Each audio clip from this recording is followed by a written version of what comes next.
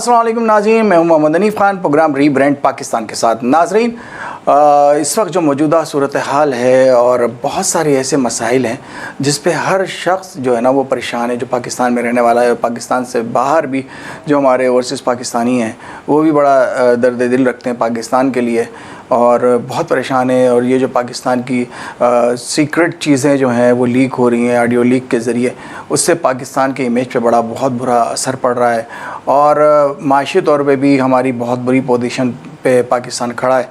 और सियासी जो गहमा गहमी है उसकी वजह से भी आवाम बहुत परेशान है। महंगाई का जो तूफ़ान सर पे खड़ा है वो बहुत ही हर शख्स की जो है ना वो पहुंच से दूर है। खाने पीने की अशिया और बिजली के बिल इतने हैं कि ना पूछें और बहुत बुरे हालात हैं। इस वक्त हमारे साथ टेलीफोन लाइन पर मौजूद हैं USA से हमारे साथ एजुकेशनल नेटवर्क के चेयरमैन जनाब मोहम्मद आरिफ साहब। अस्सलाम वालेकुम। वालेकुम सलाम। अरे भाई, ये बताएं कि जो इस वक्त हमारे पाकिस्तान में हो रहा है, वज़ीर आज़म हाउस से ऑडियो लीक्स हो रही हैं, उससे पाकिस्तान के इमेज पे क्या असर पड़ रहा है? इसको भी अभी ना करें प्लीज़, मैं पहले सुन लूँ सवाल, क्योंकि मेरे पास तो कोई गाड़ी नहीं है भाई। नहीं, UAE की रॉयल फैमिली से आपने 2009-2010 के अंदर, कहाँ है ये रिकॉर्ड में है? ये JIT की रिपोर्ट में आया हुआ है, क्या डिक्लेयर्ड है आपके रिटर्न्स के अंदर। मुझे इसके बारे में कुछ नहीं पता। आपके पास कभी BMW गाड़ी नहीं रही 2009-2010 में? मैं आपको एक्सप्लेन कर देता हूँ, मैं पूरा एक्सप्लेन कर देता हूँ। मरियम सफदर ओन्ड, ये अब एग्जैक्ट रिपोर्ट बता रही, Maryam Safdar owned a BMW car which was gifted to her by the UAE royal family and the value of the car declared as rupees 3.5 million in the tax year 2009-2010, 2009-2010. The same car was declared to be sold on a profit of rupees 19.66 million. तकरीबन 2 करोड़ रुपए की आपने वो गाड़ी बेची in the year 2011-12. आप picture इसको video तो नहीं कर रहे? बंद कर दें जरा please. Such price escalation is abnormal. She declared the same BMW in her wealth statement in the next year 2012-2013 as well. आपने डिक्लेयर किया हुआ इसको अपनी इनकम टैक्स रिटर्न के अंदर। मेरा ख्याल है कि ये फैमिली की कोई होगी, मुझे इस पे से ऑनेस्ट। उसके बाद मैं इसको चेक करके आपके पास वापस आ सकता हूं। सफदर साहब ने उसके बाद, मेरे पास वैसे कभी BMW नहीं थी। बताऊं, मुझे ऑनेस्टली इसका नहीं पता। मैं फैक्ट्स एंड फिगर्स चेक जरूर करूं। आप चेक कर लीजिएगा, चेक कर ये प्लीज काइंडली। Don't worry. जी, लीक के हवाले से बात यह है कि पाकिस्तान तो आगे ही कितना सफ़र कर रहा है, कितना पाकिस्तान प्रॉब्लम्स में आया हुआ है। ये सियासी ठेकेदार जितने भी हैं करप्ट, उनकी वजह से अब एक और नया मसला ये लीक का आ गया है। तो लीक से जो पाकिस्तान की क्रेडिबिलिटी है वो इंटरनेशनली बहुत लूज़ हो गई है। और पाकिस्तान की क्रेडिबिलिटी वैसे भी आपको पता है कि इंटरनेशनल लेवल पे इन लोगों ने, सियासतदानों ने, मक्कारों ने, झूठों ने, चोरों ने, इन्होंने कहाँ से कहाँ तक पहुँचा दी थी।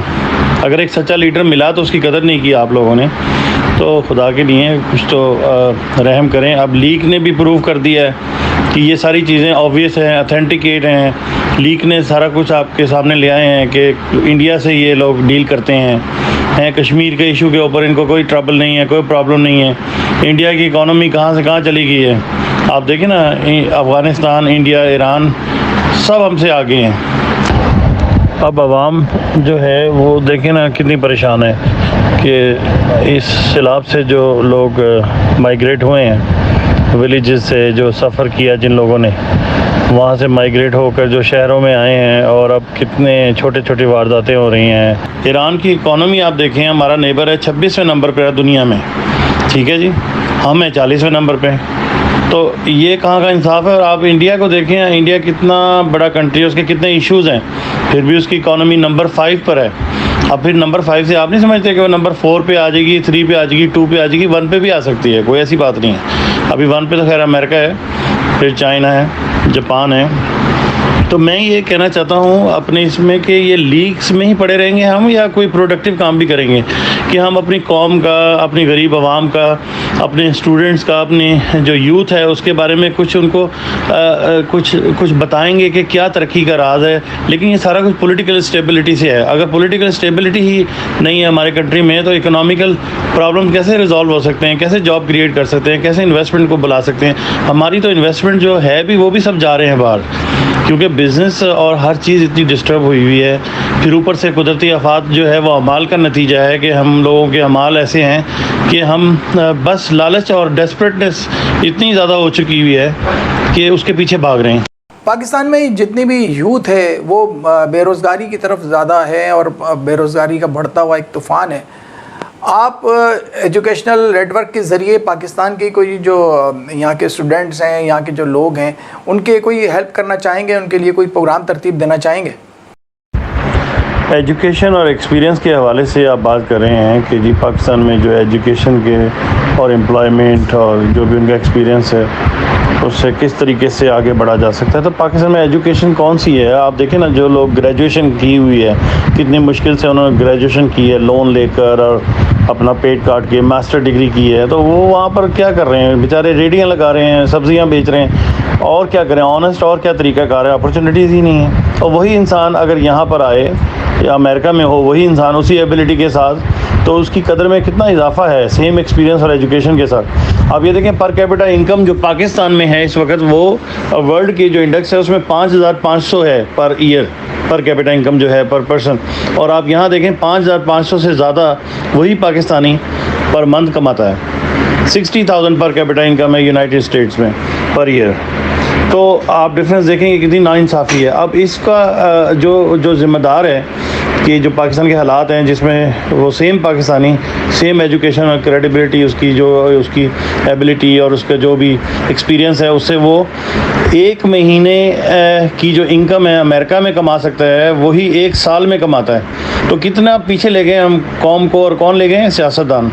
ये हमारी जो इस्टेब्लिशमेंट और सियासतदान हैं, हर एक लीडर बनने के चक्कर में है, ना कि हमारी कौम को सर्व करे, हमारे लोगों को सर्व करे, हमारी यूथ को आगे लेके जाए, उनके लिए मौके निकाले, को मुल्क में कोई स्टेबिलिटी हो, मुल्क में कोई कानून हो, इंसाफ मिले हर एक को बराबरी हो। है ही नहीं इंसाफ, सिर्फ अशरफिया के लिए सारा कुछ है। तो ऐसा काला गोरख धंधा जिस मुल्क में हो रहा हो, वहाँ पर आप क्या एजुकेशन लेंगे और आप क्या जो है ना वो एक्सपीरियंस को शो करेंगे, या क्या एम्प्लॉयमेंट अपॉर्चुनिटीज़ होंगी? कुछ भी नहीं होगा।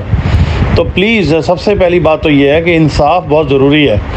तो आप ये जुल्म ना करें, आप इन लोगों को बोलें कि भाई इंसाफ को राइज करो, उसके लिए फ्री एंड फेयर इलेक्शन कराएं, ताकि अवाम जिसको चूज़ करे उसको मैंडेट दें और वो फिर अच्छे तरीके से कौम के लिए और भलाई करे, और कौम और अवाम और यूथ और जितने भी पुअर जो लोग हैं उनको मजबूत बनाएं। जो सैलाब ज़दगान के लिए दुनिया से एड आती है, पाकिस्तानी जो ओवरसीज़ पाकिस्तानी भेज रहे हैं, गवर्नमेंट्स दे रही हैं, यूएनओ की हेल्प है, तो वो उसका क्या हिसाब किताब है? उसका कोई हिसाब किताब नहीं है। उसमें भी मारा मारी है इनकी आपस में, करप्शन है, और ये अपने बेनिफिट के लिए यूज़ करते हैं, ना कि गरीब आवाम को। सिंध में लोग कितने परेशान हैं, सड़कों पे सो रहे हैं, खाने के लिए है नहीं, बीमारियां फैल रही हैं जी। वो आप देखें, ये इन लोगों का हक़ है कि उनको जाके बचाएं। प्राइवेट लोग हेल्प कर रहे हैं, जिनके दिल और जिन्होंने अल्लाह को जान देनी है, जिनके दिल में इस बात का दर्द है। लेकिन इनको देखें कि ये करप्शन के हाथों इतने मजबूर हैं कि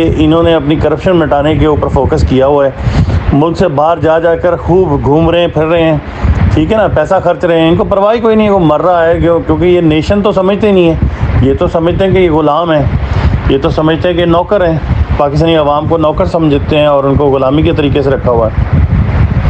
इसके अलावा ये इनकी चीज़ें खा जाते हैं, पैसा खा जाते हैं, टेंट खा जाते हैं जो लोग भेजते हैं। अभी बहुत सारी ऐसी वीडियोज़ हैं जिनके अंदर ये पता चला है कि अपनी हवेलियों में इन्होंने चीज़ें रखी हुई हैं, अपने लोगों को देते हैं, जो लोग इनको यस्सर करते हैं। गरीब आवाम जो मर रही है, वहाँ पर इतना पानी आया हुआ, उनकी हर चीज़ ख़त्म हो गई, उनके घर, उनका सामान, उनके लोग मर गए हैं। तो कुछ खुदा का खौफ करें, रहम करें, कुछ इंसान बने। आप तो शैतानों का आलाकार बन गए हैं। तो इस कदर शैतानियत जो है इनमें छा गई है, और ये आपस में एक ऐसा नेटवर्क और रिश्तेदारियाँ निकाल के बैठे हुए हैं कि सारे चोर डाकू जो हैं वो अपना और अशरफिया मिलकर गरीब आवाम की बददुआएं ले रहे हैं। कब तक लेंगे? एक ना एक दिन आएगा, इनको ये सब कुछ भुगतना पड़ेगा, वन वे और the other.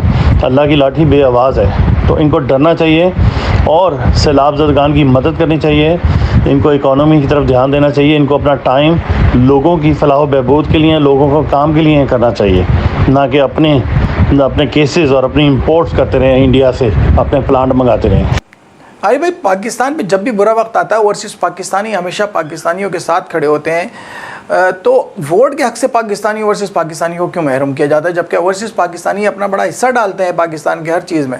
Overseas Pakistani seriously इतने इस वक्त नाराज़ परेशान हैं कि वो इस मामले में बहुत दुख और रंजीदा हैं कि ये हो क्या रहा है पाकिस्तान के साथ। इसहाक डार जैसा चोर जो कि मनी लॉन्ड्रिंग में इन्वॉल्व था, ठीक है, वो मुजरिम था, उसको आप ला के जो दोबारा से वज़ीर ख़जाना बना दिया, यानी कि आपने चोर को ख़जाने पे बिठा दिया। और हमारे पास ऑलरेडी है क्या जो आप उसको ले, आपको पाकिस्तान में कोई बंदा नहीं मिला टैलेंटेड, एजुकेटेड, एक्सपीरियंस्ड, या मुस्लिम लीग नून में कोई ऐसा बंदा नहीं मिला। दूसरी तरफ ये कहाँ का इंसाफ है कि मरीम नवाज़ को पहले तो आपने 7 साल रगड़ा केस के अंदर, और उसके जो भी फेलनीज़ और जो भी उसके झूठे डॉक्यूमेंट्स और उसके मुख्तलिफ़ किस्म के जो इल्ज़ामात उसके ऊपर लगे उसको आपने खूब रगड़ा, और अब एकदम उसको जो है ना आपने रिलीज़ दे दिया और बोला कि ये गैर आइनी है। तो या तो पहले जजेस ने जस्टिस नहीं किया, गलत किया, और या अब वो गलत कर रहे हैं, तो ये नाइंसाफ़ी हमारी जो ज्यूरी है, हमारी जो जज है, हमारे जो जस्टिस निज़ाम है, ये क्या कर रहे हैं, ये क्यों कर रहे हैं, ये इनको नज़र नहीं आता, ये टाइम ज़ाया करते हैं, पैसा ज़ाया करते हैं आवाम का। और हम आवाम के नुमाइंदे हैं, ओवरसीज़ पाकिस्तानी देख रहे हैं, बड़ी गहराई से देख रहे हैं। 75 साल से आप आज़ादी ली हुई है और बेवकूफ़ बना रहे हैं। क्या नतीजा निकाला इस कुर्बानियों का, इन चीज़ों का? 75 साल में आपने आवाम को रोटी से भी मोहताज कर दिया। आवाम के पास इतना नहीं है कि वो अपना एक सर्वाइवल कर सकें। सफ़ेद पोश इंसान जो है इस वक्त ख़ुदकशी करने को फिर रहा है, और आप इस मुल्क को क्या इंकलाब की तरफ ले जा रहे हैं? आवाम में दूसरा इंकलाब लेकर आएँ, कोई एजुकेटेड इंकलाब लेकर आएँ, आवाम को सपोर्ट करें, आवाम के दुख को देखें। आप तो कहते हैं दूसरा कंट्री जो है ना कोई नाराज़ ना हो जाए, वो बड़ा पावरफुल कंट्री है, तुम उसके बारे में बात मत करो। सही तो कहता है इमरान खान कि ये जो बुत है ना खौफ का आप लोगों के अंदर, या जो भी कंप्रोमाइज़ हो जाते हैं किसी भी चीज़ के ख़िलाफ़, आप अल्लाह से मांगें और सही काम करते रहें, रिज़ल्ट अल्लाह पे छोड़ें। लेकिन आप गुनाहगार हैं, आप दोषी हैं, आपके ऊपर हर तरह का ब्लेम है। आप खुदा का खौफ करें, अभी भी वक्त है। आप फ्री एंड फेयर इलेक्शन कराएं, बस यही ओवरसीज़ पाकिस्तानी का पैगाम है। और मैं ओवरसीज़ पाकिस्तानी का जो है ना वॉइस हूँ, और मैं आपको बता रहा हूँ फ्री एंड फेयर इलेक्शन कराएं, नहीं तो ये इंकलाब की तरफ ले जा रहा है। क्योंकि तंग आमद बजंग आमद वो सुना है आपने, वो होने वाला है, क्योंकि लोग वैसे ही मर रहे हैं तो उन्होंने मर ही जाना है। तो वो है कि हम आपको भी नहीं छोड़ेंगे। तो खुदा का खौफ करें please, free and fair election जितनी जल्दी हो अनाउंस करें। कोई भी ऐसा काम करने से परहेज़ करें, किसी मुल्क से डरें नहीं, आप सिर्फ अल्लाह से डरें और अल्लाह पे ईमान रखें। और पाकिस्तान जिस पर्पज़ के लिए बना था वो यही था कि हमारी इंडिपेंडेंट जो है फॉरेन पॉलिसी होगी, हम खुद मुख्तार होंगे, हम आवाम के लिए सच्चे तरीके से सर्व करेंगे, ना कि हम आवाम को ग़ुलाम बनाएंगे। पाकिस्तान को इंतशार की तरफ धकेला जा रहा है, दूसरी तरफ माशी बहरान है, इस हवाले से आप क्या कहना चाहेंगे? अब ये कितना नुकसान, आपके इस सवाल का मैं ये जवाब देना चाह रहा हूँ कि ये जो रिजीम चेंज है इसकी क्या ज़रूरत थी। रिजीम चेंज नहीं करना चाहिए था आपको, और बिल्कुल भी जो है ना रिजीम चेंज एक गलत तरीक़ाकार था।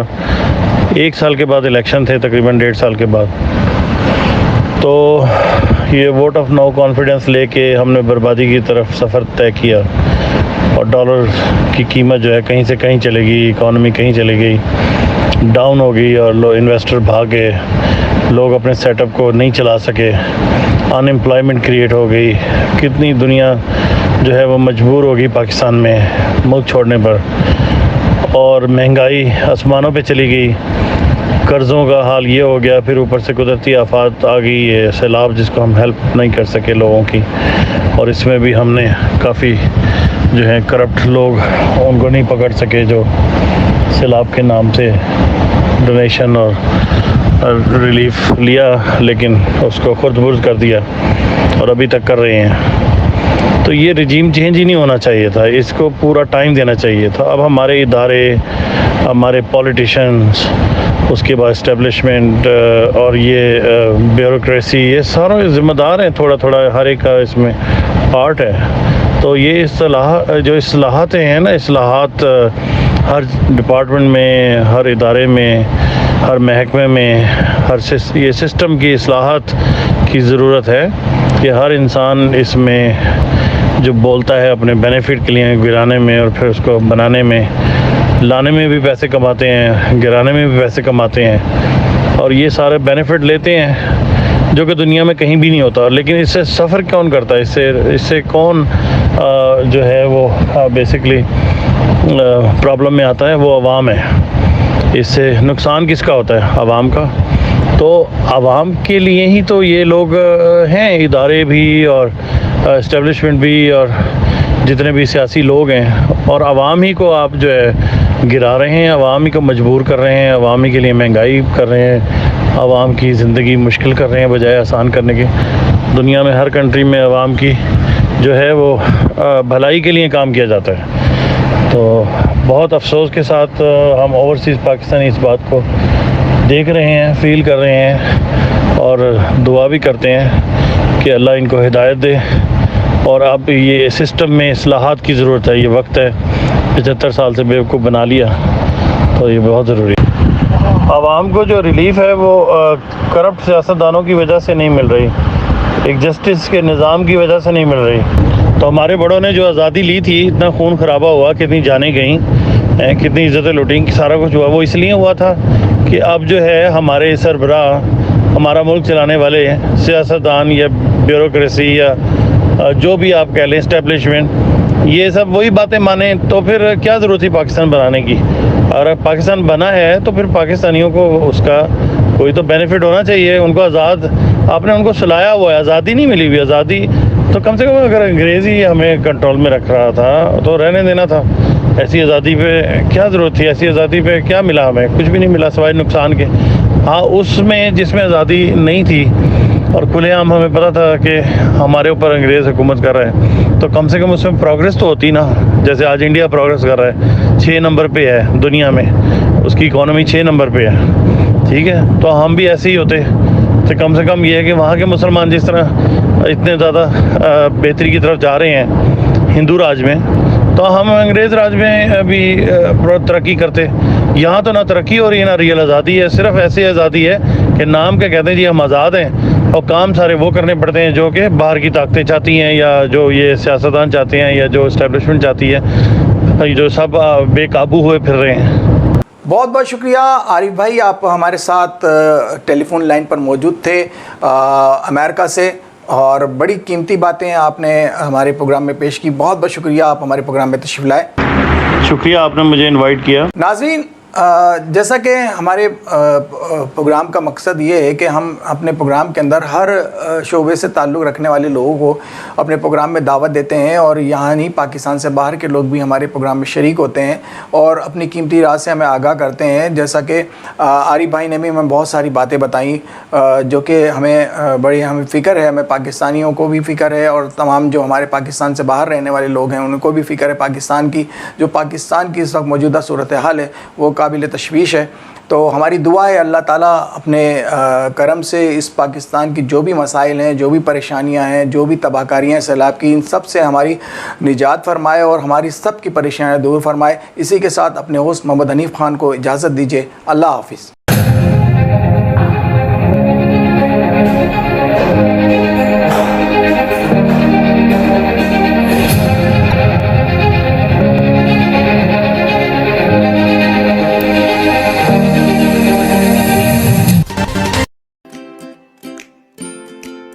Faber Fusion is a company run by clinicians. When we are looking at a patient, we are looking at the patient's medical needs first. Patient is in the comfort of his or her home. They're watching the TV, they're doing their chores while the infusion is going on. And patient's copay deductible will be much lower if done at home than in the hospital setting. Home infusion, all in all, is a winning place for getting infusions done. It is a heartening fact that you may obtain the best return on investment from your knowledge.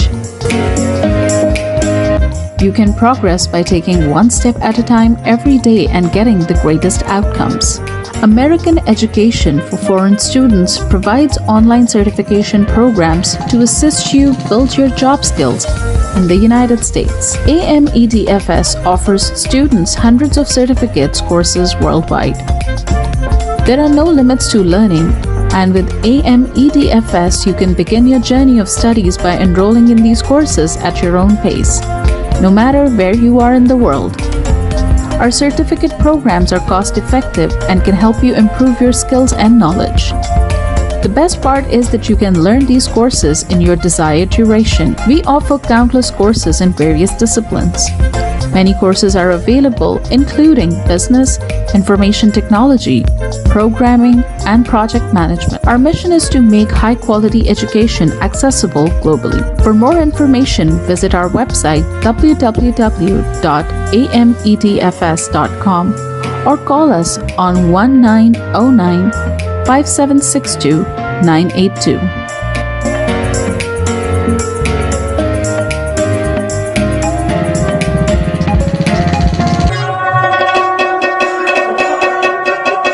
په سرمایه‌کارۍ باندې بهترین منافع تاسو د خپل علم نه ترلاسه کولی شئ. تاسو روزانه یو ګام پورته کولو سره پرمختګ کولی شئ او غوره نتیجه حاصلولی شئ.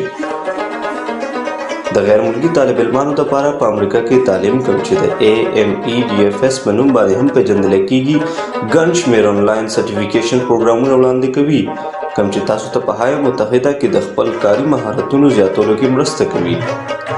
AMEDFS په نړۍ کې د طالب علمانو لپاره په سلګونو سندونه او کورسونه وړاندې کوي. د زده کړې لپاره هیڅ حد نشته. تاسو د AMEDFS سره د دنیا د هر ځای نه د خپل سهولت او وخت مطابق کورسونه کې داخله اخیستی شئ او زده کړه کولی شئ. زموږ سرټیفیکیټ پروګرامونه ارزان هم دي کوم چې ستاسو مهارتونه مضبوطه کولو کې او علم زیاتولو کې مرسته کوي. د ټولو نه غوره برخه دا ده چې تاسو د خپل خوښې وخت مطابق کې کولی شئ. زموږ پروګرام کې بزنس انفارمیشن ټیکنالوژي پروګرامینګ پروجیکټ مینجمنټ او نور ګڼ شمېر کورسونه شامل دي. زموږ مقصد په نړۍ کې هر چاته د معیاري تعلیم ترلاسه کولو موقع ورکول دي. د نورو معلوماتو لپاره وزټ کړئ زموږ ویب سایټ amedfs.com یا کال وکړئ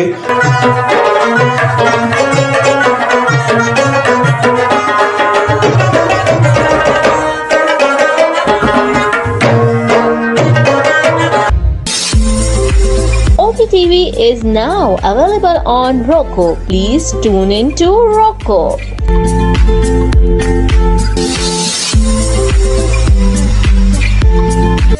Seven.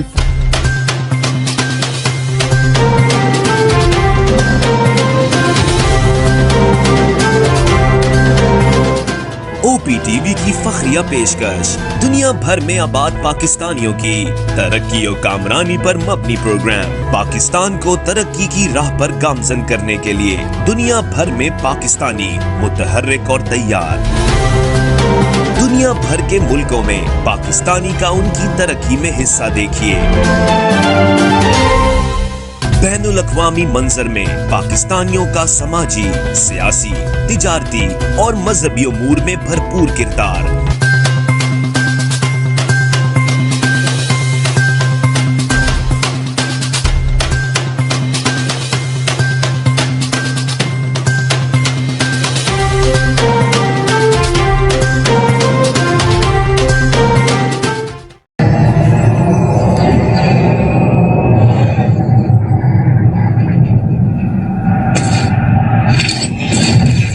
Kaba Fusion is a pharmacist-owned, patient-focused team of professionals with over 30 years' experience providing intravenous medication to pediatric and adult patients in the comfort and safety of their own home. Founded by Dr. Sohail Masood, a pioneer in the home infusion industry and recipient of Ernst & Young's Entrepreneur of the Year Award, Kaba Fusion has 28 state-of-the-art compounding pharmacies across the country with service capabilities nationwide. Specializing in IVIG, SCIG, and acute therapies, our highly skilled infusion nurses are present throughout your treatment and our clinicians are on call 24 hours a day. Please visit us at kabafusion.com for more information.